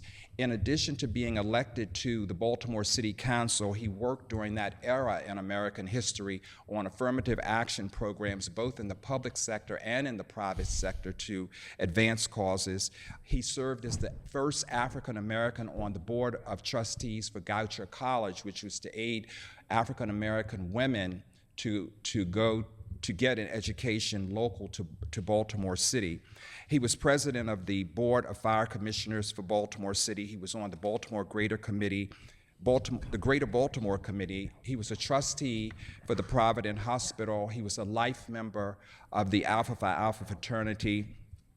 And he contributed a number of activities, and he was honored prior to his death with an honorary doctorate degree from Morgan State University, and he was very active in the Young Men's Christians Association and received almost every award they had each year. So with that, at a minimum, I would like to see, not for the purpose of selling the books per se, but I do think the benefit for African American children in particular who did not know, when I have traveled up and down the Eastern Seaboard to market this book, they didn't even know that Henry Parks was an African American. And when you look at the cover of the book, I have been asked at book shows, why am I selling a white person's book? Because the cover gives that projection of an African American man in a Brooks Brothers suit, white shirt and rep shirt and tie, which is not an example that children of that generation often saw.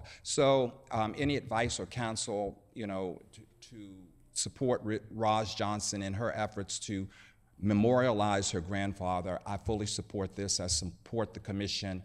I am doing book signings, and I will be at the Baltimore Book Festival at the Reginald Lewis Museum, and I will be a speaker there to also spread the word. So I thank you all for listening to this. I do have complimentary copies for you if you're interested, and If you want, I can show one to the camera now. But I have to go back and get it. I didn't bring it. Thank you, Mr. Dorsey. Is there a plan or to possibly do an exhibit at the time that you're there in September, or no? Is it an opportunity to do an exhibit?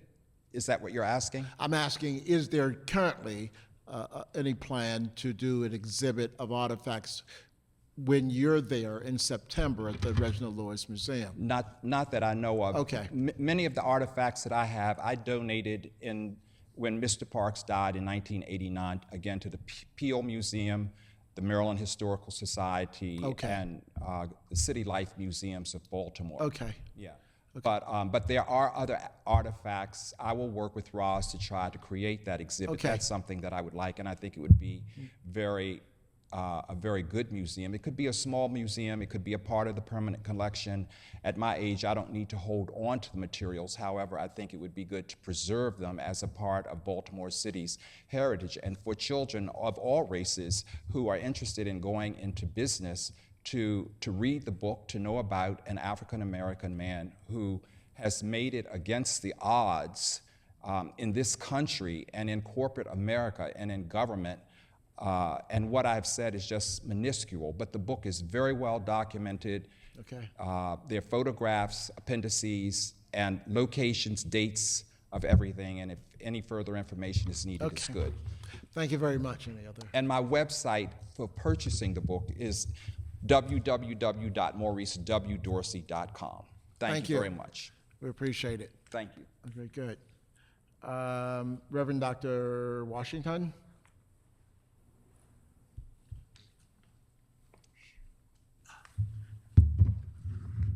Good evening Good evening. to everybody. I am representing the Art Social and the 300 Men March. I'm a 33-year member of the Art Social Club. The 300 Men's March and the Art Social Inc. goal and mission are to strive to enrich the lives of all men in Baltimore City and the state of Maryland and all men who visit our communities. Both organizations have grown from a few visionary members to spiritual, civic, and positive activists. Every day, we continually learn more innovative ways to work hard to stem the tide of violence and retire stigma attached to the Afro-American male in our society. All our programs are directed toward working better for the good of the community. Before we venture out into the streets, we put God first in our hearts for all our programs and marches. We expect citywide attentive ears and awareness of the goal of a safer city is expressed in our office. Our efforts, our church march can be appreciated for its unity and positive action. It shows not just lip service, but active participation in achieving goals for communication and counter-reacting negative behavior. Without participation of the community, we become sounding brass and tingling cymbals, which is nothing more than noise. We need to paint vacant, boarded-up houses, provide landscaping at the neglected open lots, have clean block parties to rid the neighborhoods of trash and debris. We must stop the us killing us mentality that is becoming commonplace in our community. We work hard to increase the goodwill among ourselves, to follow God's principle to love our neighbors as ourselves. As our young people come of age, they need to be told about the importance of abstinence as a deterrent against STDs, and unwanted pregnancy. However, when there is a young lady that becomes pregnant, we need to help her, the young man, and their families. We will tactfully explain that the future still has promise for her, the young man, and the child with the support of our entire community. Our community elders need to express the importance of marriage in lieu of living together, learning to say no to drugs and the criminal life, not conform to be a part of the crowd, and for our young people to be self-reliant, to remember their African-American heritage, which has paved the way for our young people, our young men and women to achieve their heart's desire. We must continue the legacy to stop the killings in Baltimore. We wish the mayor, city council, the African, Asian, Caucasian American businesses, tourism, entrepreneurs, entertainers, and Heritage Preservation Commission would be an unprecedented supporter toward our achieving our goals in the city of Baltimore. We must stand together for the good of our city, for the good of our youth, and for ourselves. And hopefully we continue to get those people who will do justly and walk humbly in God's presence to help our city to stay better and stop the killing. God is love, and we should have love. Amen. Thank you so much, Councilwoman. No, thank you so much. Thank you for being able to do that. May God bless you. Congratulations. God bless. Diane Corbett.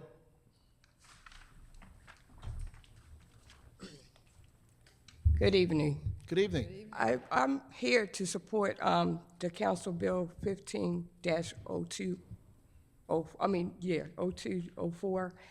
I just want to say, I remember as a child, my grandfather had a store right off of Pennsylvania Avenue on Lafayette Avenue, the Wick Ford grocery store.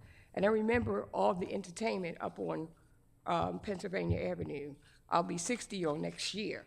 So I remember that. And I just want to ask this gentleman and this gentleman, do they know about the African American community, which is Upton?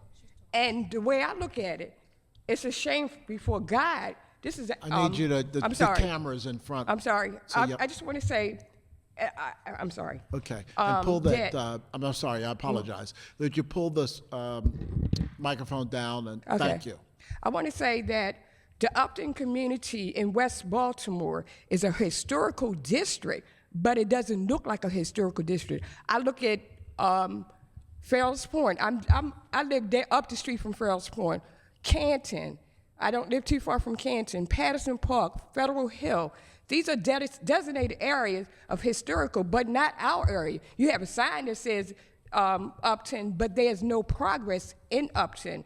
The entertainment that was on Pennsylvania Avenue are long gone, and we need this commission to put those things back so our children won't have the uprising that they had on Monday. Everybody wanted to call it a riot, but it was not a riot. It was an uprising. In other countries, we don't never call it a riot. We call it an uprising.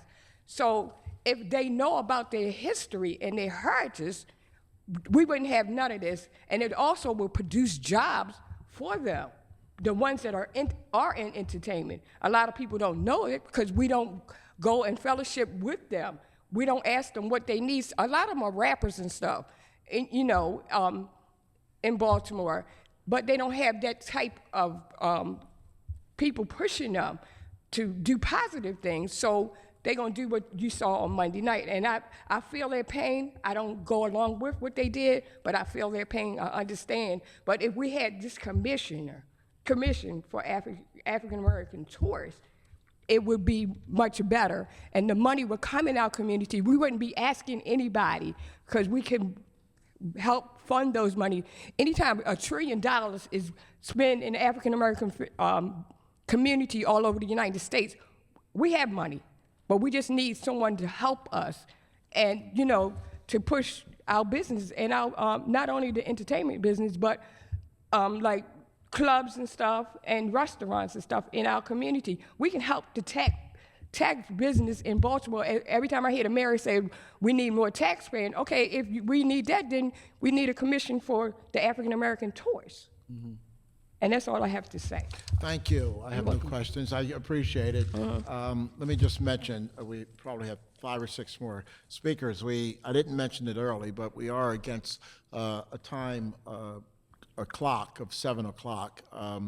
But James Reed, please.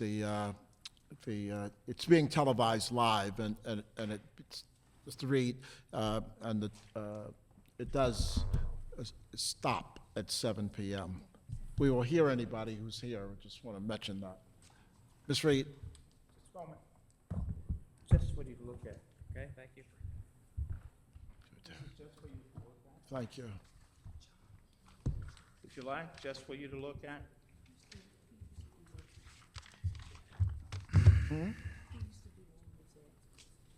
Oh, okay. Thank you. My name is, trade name is LeGrand Vision, TM James Earl Reed Sculptor. I'm the creator of the Billie Holiday Monument for the city of Baltimore. There's some unique things that were said that I want to be in concert and kind of pull it together, because what I do and what I did, what I provided with the Billie Holiday Monument for the city of Baltimore and the community of Upton was a featured work that highlights Baltimore, that promotes Baltimore. And what was just said a few moments ago, respective to Henry Parks, that kind of monument, Baltimore should, really seek more representation of African Americans of achievement, African Americans of greatness, such as Billie Holiday. And in terms of promoting not just their greatness or importance, but also their relevance to the entire community and to our country.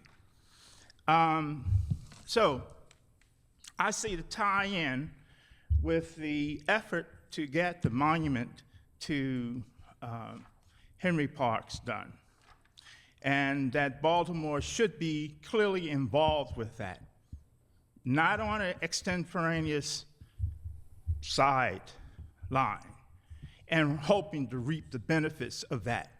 They should be out front with it. And in terms of their support and engaging the support that is needed to get it done. Engaging it, pulling the people together. I think the mayor and the city of Baltimore should be its own cheerleader and, celebrate the greatness of certain African-American individuals that have come forward in this community. Okay. And now I'm not just speaking about Billie Holiday, but I'm speaking about Harriet Tubman, Frederick Douglass. There are many opportunities to elevate our heroes here in the city of Baltimore, which would say something as the young lady from Upton just said,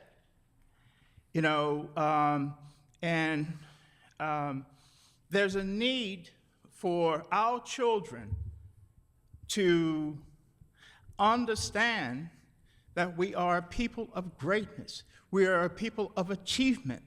We are not a people of negativity. Right. And we are builders, creators, designers, and achievers of great things, great accomplishments from relatively nothing. We come from nowhere, respective to the dominant society, with the dominant resources and so forth. So a lot of respect should be, and thank you to those heroes, to properly elevate them, examples before the community of Baltimore and the world. Now, I wanted to say this. Oh, one other thing. I recommend to the effort to create the monument to Henry Parks is that they use that book as a premium in-kind gift at least $100 or more. For those who contribute $100 or more, I'm giving out an idea, a concept for fundraising. For those who contributed $100 or more, they are contributing to the monument being done. and that's at their free will. Now, respective to the Billie Holiday Monument, this is the centennial year of Billie Holiday's birth. Yet, the city of Baltimore did not take the banner. The city of Baltimore is responsible, and the community of Upton, through Lena Boone, the founder of Upton Planning Committee, and the city of Baltimore is responsible for that monument being put up. But this last year, there was a period when it was totally uncared for. Weeds had grown too high around it, and we had just a minuscule ceremony of the fact on April 7, 2015, which is the centennial birth of Billie Holiday, that event took place. That was a very small, minuscule kind of celebration, when my belief is that the city of Baltimore and the promoters for the city of Baltimore should have grasped that with all its might, because Billie Holiday is internationally renowned. She resonates around the world. And by the way, the monument I created to Billie Holiday is the only monument to Billie Holiday in the world. So Baltimore has a unique monument to Billie Holiday, one of the greatest jazz artists of all time. But I say, as an artist, Billie Holiday was much more than just a great jazz artist. Actually, in her songs, the current events that are going on right now, that with the Freddie, what is his last name? Gray. With the Freddie Gray incident,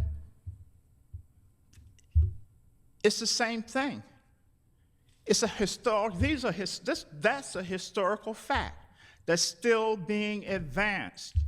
And the monument to Billie Holiday has attributes to it that are not only transformative to the community of Upton, a community-based monument, a museum out of doors, whereas kids in that community can see a first-class, world-class monument in its midst.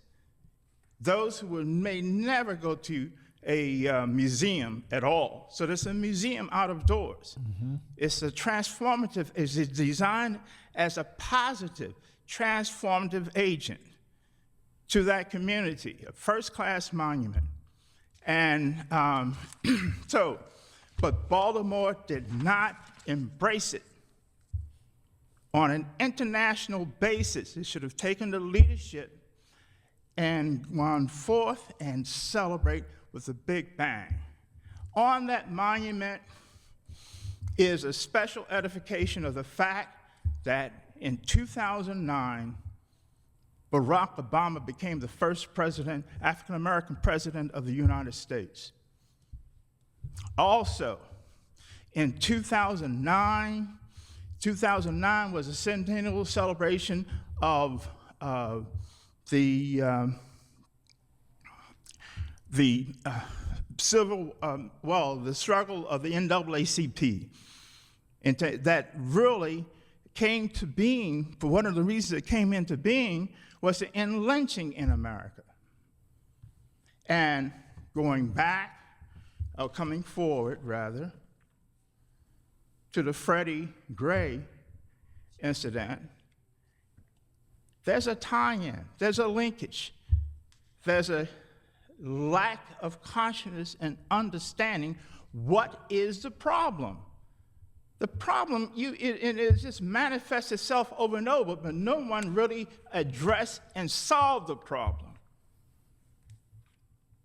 And that's why that incident occurred.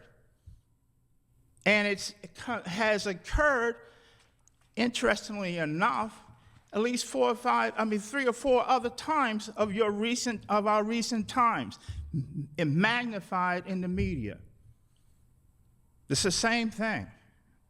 It's the same thing. Mr. Reed, I apologize. I'm going to ask you to wrap up. I apologize to you for that, but we have 4 other speakers. It's not your fault. I didn't mention earlier that we had a time limit, and I probably should have set. No, you did mention. You said 7 o'clock. Yeah, but you're not the last speaker. I know. And I'll wrap it up if you give me that moment. Thank you. Okay? There's a reason that I'm trying to bring this to your attention. And what I see, the importance of the bill that Lou feels has advanced for the city of Baltimore, it's for the city of Baltimore's benefit. We need African-American tourism. We need someone in the forefront of the leadership of that in the city of Baltimore. People, African-Americans, come to the city, they do not know where to go or whatever. And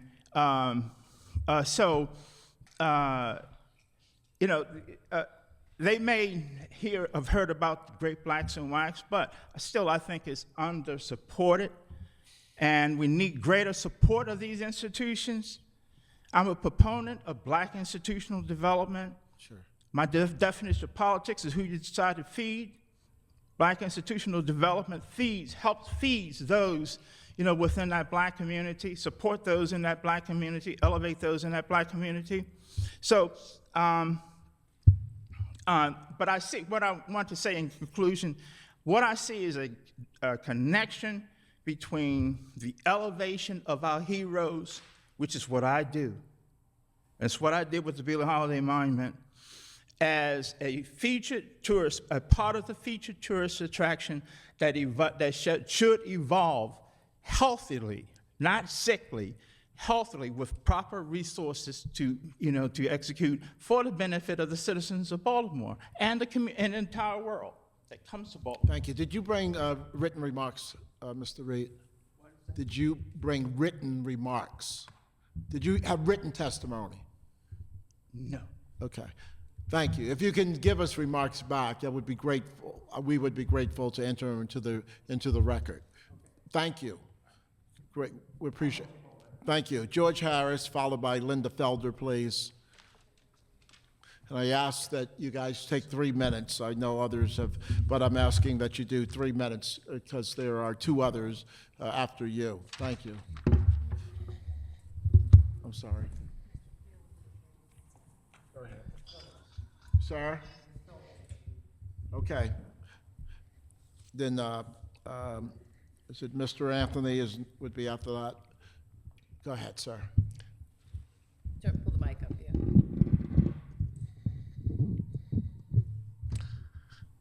Thank you for giving me the opportunity to speak. My name is George William Harris, Jr., the son of George William Harris, Sr. I'm the president, founder of Black Bank of America. That's blackbankofamerica.com. You can get further information there. I want to share something short, and it shouldn't take more than 3 to 5 minutes. I come from East Baltimore, called Zone 18. Some people used to call it the corner of Assault and Battery. But what was really special about Zone 18, Harford Road, Abbotston, Kennedy area of Baltimore, East Baltimore, is that I came from a family that did business in this town for over 40 years. I'm a 4th generation business owner. I've never worked for anybody a day in my life besides my father, his enterprises, and shortly thereafter, becoming of age, my own enterprises. Some of you are familiar with some of the businesses that I've had in this area on the York Road corridor, the York Palace, a 600-seater restaurant that blew up and created a lot of political fire for me as a young man. But it was a great lesson, a lesson I couldn't have gotten at Harvard, Princeton, or any of the schools of business, Wharton Business School. My father owned Harris Supermarket. In that neighborhood, We own the laundromat. We own the dry cleaning. We own the bar and lounge. We own the housing, the corners between the 15 and 1700 block. To me, that was Little Africa. That was Blacktown. That was the Rosewood that as an 8-year-old, I had my own department, cash register. Many of the elders in the neighborhood, we had the book. They'd come in, get their groceries, remind me of their name, and then they'd come in next week and pay it. That went up to about 1990. It's kind of unheard of. But the importance of that is this. I didn't come from an employee mentality. I came from an ownership mentality. My father told me 3 very important things. He said there's man at work, there's men at work, and there's money at work. You have to make a decision which role you're going to play. The very important thing about that is this. If you don't own it, and if you don't control it, you can't pass it on to your children. So I didn't do any business that don't involve those 3 elements. If we don't own it, we don't control it, and I can't pass it on to my children, I'm not involved in that. That's playing around to me. It's indicative of what's going on today. Last night, I was before hundreds of soldiers on the corner of Pennsylvania Avenue and North Avenue, historic. The other thing that's really historic about that avenue is this. The CVS that was burned, that used to be the home of a black-owned business that was Park Sausage, Henry Parks. That was one of the most successful black businesses that we've had, even though, as he said, it looked white. What's important about that is history constantly repeats itself. Where will we find ourselves in a position where we want others, big box businesses like CVS, Jackson Hewitt franchises, others who are in the communities that we reside in, owning, giving jobs, providing services and products that the African American community must do themselves. This is a constant problem that we run into of asking others for things that we can do for ourselves in terms of a dollar investment. The last time I was here that I testified, it was before the Maryland Bankers Association, and it was just over this very thing, investments. I was at the Renaissance Hotel. They were having a meeting with the bankers. I was there, I was a part of it. I wanted to be a banker. This is why I'm doing that now today. But the question became, why not invest into African Americans, Black America, the Black community? It's our tax dollars. The majority of the money is our money. We're funding the stadiums, all the capital projects, the hotels. I don't mind a bouquet of red roses, white roses, green roses, but in the majority African American city, with the heads in the positions that we are in, it's an insult that we don't have a black town. You got Jewtown, Little Africa, no Little Africa. We know what Greektown is. We know what Little Italy is. If you don't have a community with businessmen in it providing investment, support, how do you expect a community to stabilize itself? You're gonna constantly have young men outside these doors, like right now, trying to figure out, what am I gonna do to fund my life? How am I gonna fund my life? Not just employment. They don't wanna sell drugs, but if they don't have viable alternatives, they will do what is ever necessary to live. And we need to really think about that because the onus is really on us, Carl, the men. We have to support our own. So this is why I do support this council resolution bill. Obviously, Mr. Fields has been a legend to me in terms of the work that he has done. I've been to countless meetings with different quasi-city agencies that say they possess $20 million, $100 million that are designated for African Americans that never seem to get to us. It's high time that we step up and say enough is enough. We're going to be supportive of not minority, because there's nothing minor about the black folk in this town, period. I don't understand what diversity means except the word die, and it doesn't sound good to me. I'm trying to live, and I'm sure that's what everybody outside this door is trying to do. But if you cannot dignify yourself by having an opportunity, whether that's a fund that our government that we put money into decide we're going to allocate this for African American, blacks, not women, not Asians, not other folk. They've got their front covered.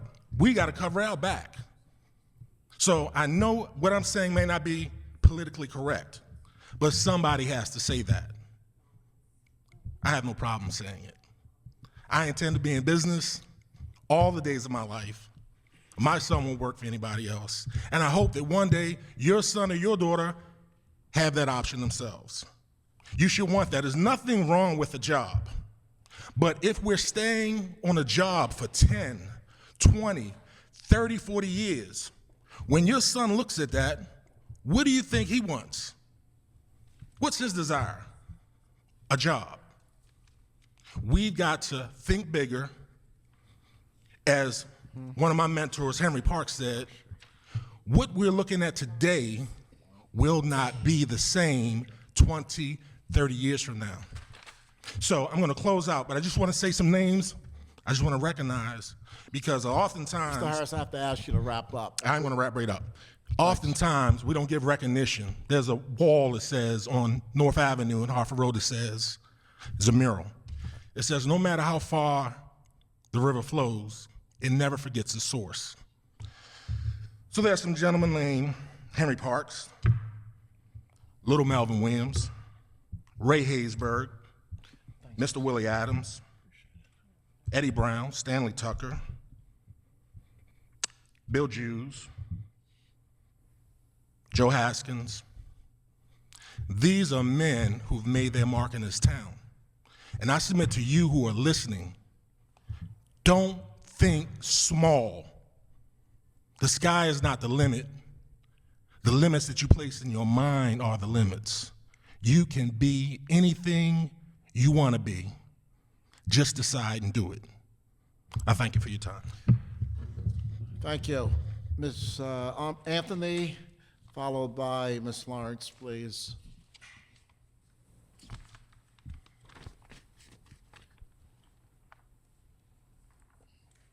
Yes, thank you. Good, thank you. Hi, okay, please.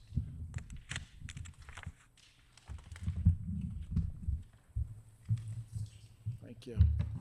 Good evening, and thank you for this opportunity. evening. My name's Roche Anthony, and I'm the owner of Roche Cosmetics and Beat School of Makeup Artistry, located in Baltimore City in Charles Village. My school was established here in Maryland by the Higher Education Commission in 2006. We successfully have trained over 250 individuals seeking a career in makeup artistry. We currently average 85 to 100% employment rate, and this creates valued taxpayers and helps to support Baltimore's economy. We were approved by the state provider Workforce Investment Act grant, the WIA grant, in 2014, and this approval actually took us 4 years to get done. We've been been listed on the Mayor's Office of Employment and Development's website, trainbaltimore.org, since its launch, and this is the site that's used statewide in career training centers. Makeup artistry career path has been unfairly grouped into the hair and care professional and cosmetologist in reference to funds being released for training. This is due to low completion rates in the past with hair care training. This is in contrast with state average completion rates of makeup artistry training, which is 92%, and the average placement employment rate is at 82%. This misconception has been partially because of, at one time, makeup artistry training was only available through a full 1,600-hour cosmetology program, with trainers who weren't focused properly and trained in the makeup artistry field, but in cosmetology. And this left many dissatisfied with the section of the program that they sought. There are now 4 specific schools in Maryland who offer training for makeup artistry. BEAT, which is Beauty Expert Artistry Training, is the only standalone school of its type of training in our state.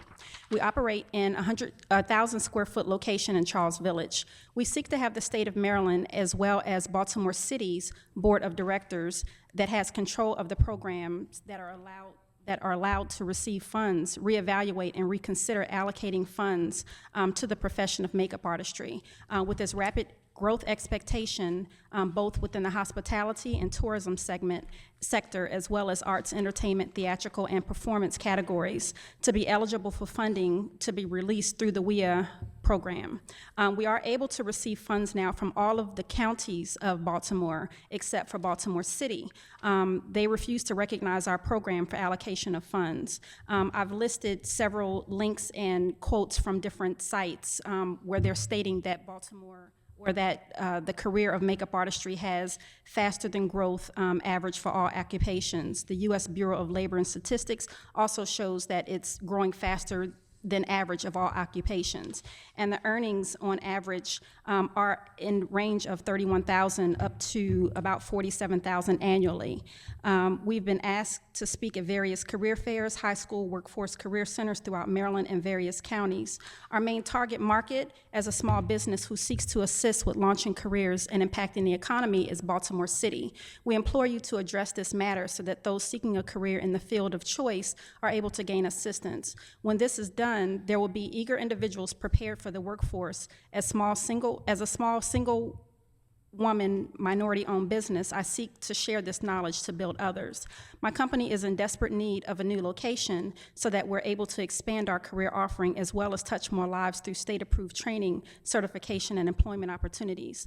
I would like to add that we've currently trained 2 students that have traveled here from Nigeria to attend our program, and we're now currently assisting a student that is in the Philippines, where we're creating the documentation for the console for them to actually come and attend our program from there. So we actually today just received our first payment from a Baltimore County location where they funded someone to take our program. But still within Baltimore City, that's where the majority of our market resides, and they're not able to get funding. And I'll just end with, I had a meeting this afternoon with an executive that works with Macy's and Bloomingdale's and Nordstrom's and all these different large cosmetics departments, and they seek us for trained individuals where that sells their employment pay scale is anywhere between $15 and $22 per hour, and they're looking to me to place people in these jobs where if Baltimore City was able to allow them to receive funds, I could help more people get jobs in these locations as well as others. Thank you. We appreciate your time in coming in tonight. Ms. Lawrence, please.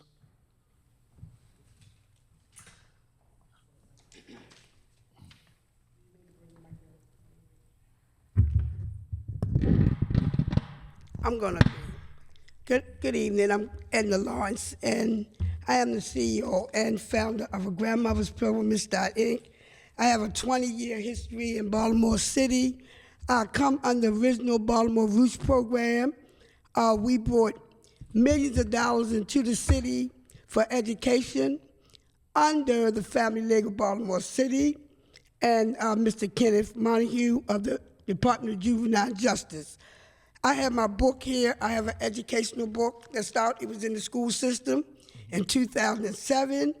It was revamped in 2012, but I'm gonna speak very briefly because I do have some important things.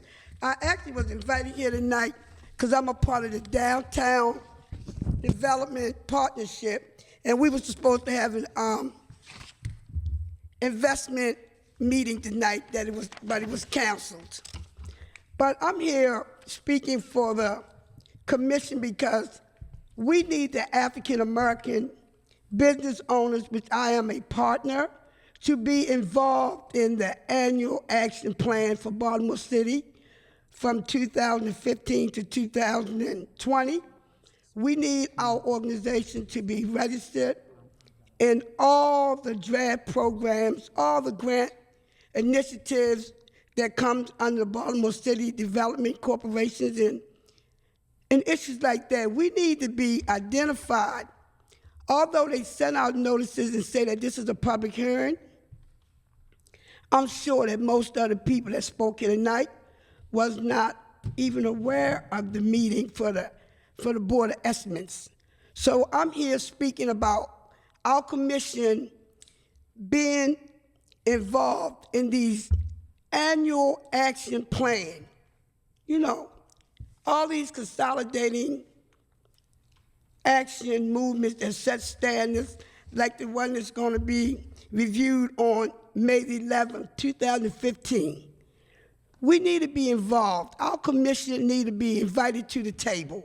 Our partnership with the Greater Baltimore Cultural Arts Alliance, the Great Black and Wax, I'm a part of the Maryland Women Heritage Center.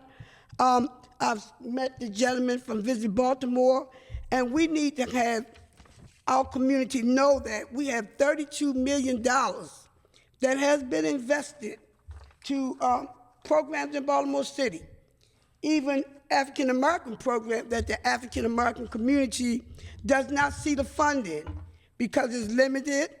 So I'm here speaking directly to ask that this is a very important bill that needs to be reviewed because we need to be situated in direct alliance with all the power movers in Baltimore that set the standards, and then we come to the table after the meetings have been done, after the action plan committees have voted on issues.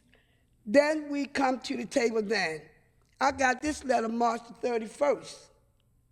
You know, I'm invited to all the financial meetings. So I know where the money's going. I have it right here in front of me. I was going to read it just to let my constituents know that they do have someone holding the anchor, because I get invited to these big budget meetings, and I think it's very unfair that the African American Tourism and Community Alliance Commission is not properly registered on anything downtown. We come and talk about money that's late. We come and talk about projects that's almost over. I'm asking that we be commissioned to sit at the table when the draft, like I have here, draft. You know, this was mailed to me. I'm sure it wasn't mailed to the rest of the people that's speaking today. So I'm saying that this is very, very serious when you have experienced, financially noted people here, educated people here, that could very well do anybody's job that spoke today. I'll do one example. We hear people speaking about the National Aquarium all the time. When the school children are taken to the National Aquarium, they're given a Baltimore Chesapeake Bay curriculum. If you will notice that the Baltimore Chesapeake Bay curriculum was really devised for Mr. Henry Hall, was an original pioneer that helped start the National Aquarium. But the school children in Baltimore City do not know that. Right. I got to ask you to wrap. I apologize. I apologize to the last four people. I got to ask if you would wrap it up. We have to leave. We have to leave the space. So I'm gonna give each one of y'all I'm gonna give you my business card, because I will be back for the Board of Estimates And we're going to meeting. have a hearing, a follow-up on this. We're going to have a work session, and will be announced probably in the next 2 weeks, and everyone will come back. I apologize that we hurried everyone at the end. Give her all of them, please. That we hurried everyone at the end, but we must leave, must leave the building in the next 60 seconds. I want to show that Mr. Dorsey's Businessman's first book. It's the only book thus far written remembering Henry G. Parks, Jr., of course, a great Baltimorean and a great American. And so he has a great national reputation. Are there any closing comments? I have one closing comment. I really feel like Stay in front of the speaker, please. because we don't have a Yeah, you're equal partnership with the planning, with the drafting of entertainment, Right. business, and social events in Baltimore City, it stagnates our performing in our own communities. Because we've been given information here and funding been allotted, but not enough, so people don't know about it. So my suggestion is that we need to actually be included in the original draft of everything. They should be sending our tourism commission the type of literature that they send me as an individual program. That's my conclusion. Thank you. Thank you all for attending the hearing. Please check around your seat. Make sure you have everything you brought with you. We'll be closing the room immediately and ask that everyone exit promptly to the first floor main entrance. Once more, thank you for being here for this session this night, and we'll be announcing a follow-up within the next 14 days. Thank you. This concludes tonight's hearing.